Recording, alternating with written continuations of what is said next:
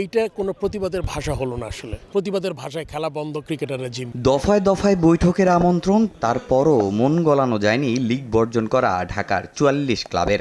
শেষ পর্যন্ত ৮ ক্লাব ছাড়াই মাঠে গড়িয়েছে প্রথম বিভাগ ক্রিকেট। ৪৪ ক্লাবের সরে যাওয়ায় দ্বিতীয়, তৃতীয় ও প্রিমিয়ার লিগ আয়োজন নিয়েও তৈরি হয়েছে অনিশ্চয়তা। কিন্তু কয়েকশো ক্রিকেটারের ক্যারিয়ার হুমকিতে ফেলা প্রতিবাদের কেমন ভাষা, সে প্রশ্ন সহসভাপতি ফারুক আহমেদের। আমি কোনো কারণ খুঁজে পাই না লিগ বন্ধ করে কার লাভ হবে। যেই ট্রেন্ডটা চালু হলো শুধুমাত্র ক্রিকেটারদের জিম্মি করে কিছু ক্লাব খেললো না, সেটা হচ্ছে দুঃখজনক আর হতে পারে না। বিকজ আমরা একবারও ভাবলাম না হয়তো ৩-৪ মাস পরে সব কিছু ঠিক হয়ে যাবে, কিন্তু এই যে সিজনটা চলে গেল, সবচেয়ে বড় ক্ষতিগ্রস্ত বাংলাদেশ ক্রিকেট এবং বাংলাদেশ ক্রিকেটাররা। দেশের ক্রিকেটের মেরুদণ্ড বলা হয় ক্লাব ক্রিকেটকে, ফারুক কিংবা বুলবুল।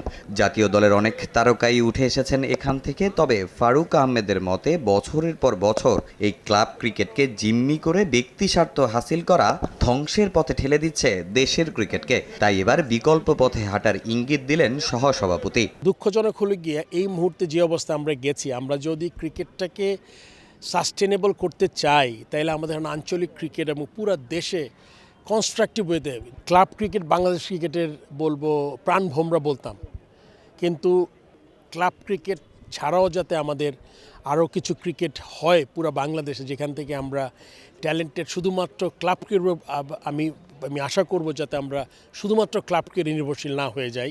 এখন আমার মনে হয় রাইট টাইম ক্রিকেট বোর্ড এবং সংশ্লিষ্ট যারা আছে সবার চিন্তা করা যাতে আমরা খেলাটাকে আরও ছড়িয়ে দিতে পারি সারা দেশব্যাপী, যাতে আমাদের ট্যালেন্টগুলো বেশি আসে। এদিন বিজয় দিবসে সাবেকদের প্রীতি ম্যাচে হাজির হন ফারুক আহমেদ।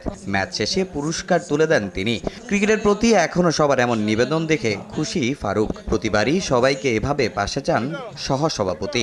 আজকে হারুন রশিদ লিটন ময়মনসিংহ থেকে এসছে, যার সাথে আমার প্লেয়িং ক্যারিয়ার একসাথে আমরা শুরু করেছি, অনেক স্মৃতি। সো এটা একটা দারুণ মিলন মেলা, শুধুমাত্র একটা খেলা না, খেলার সাথে আপনার মানে এর চেয়ে ভালো দিন বিজয় দিবসে, এর চেয়ে ভালো মানে কোনো অকেশন হতে পারে না যে সবার সাথে অ্যাটলিস্ট বছর একবার হলে দেখা হয়।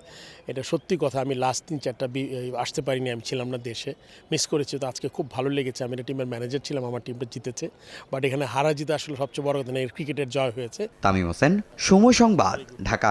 তোমার সাজিদকে আমি খুব ভালো করে চিনি।